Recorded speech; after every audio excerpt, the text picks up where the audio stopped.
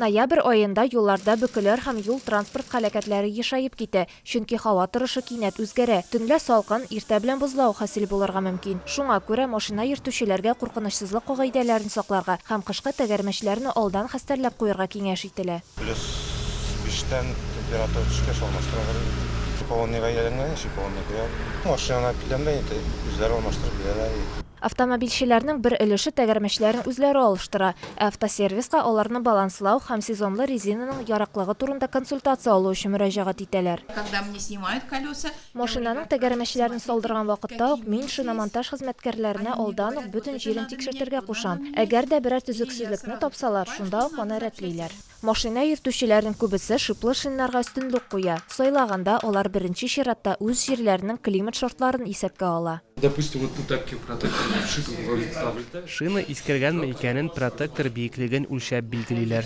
Кышкы резинаның протекторы уртача 3-5 мм тирәнлектә булырга тиеш. Протектор тирәнлегенең яртысы ашалып беткәч, аны кулланмау хәерле. Яңа шиналар комплектының бәяләре шактый кыйммәт. Шуңа күрә, әгәр дә сезнең резина шиплы икән, автосервис хезмәткәрләре сезгә өстәмә шиплар куюны тәкъдим итәргә мөмкиннәр. Әгәр дә инде протекторлар әйбәт икән, шуны бик тузмаган икән инде. Бик тузмаган булса, бик рәхәтләндереп куеп бирәбез инде. Шиналарга, резинага бәяләр бик артты. Күп кеше экономия ягыннан да куя инде. Нинди генә шина сайласа да һәм кайчан алыштырырга кирәк икәнен һәр машина йөртүче үзе хәл итә. Шулай да гап-гади иминлек кагыйдәләренә игътибар итәргә кирәк, чөнки алар үзләренең генә түгел, юл хәрәкәтендә катнашучы башка кешеләрнең гомере өчен дә җаваплы.